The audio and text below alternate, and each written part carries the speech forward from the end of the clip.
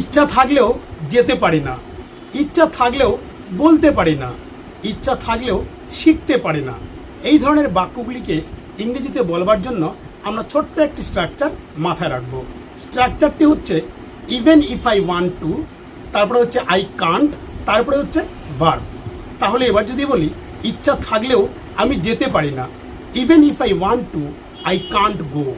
ইচ্ছা থাকলেও আমি শিখতে পারি না, even if I want to I can't learn.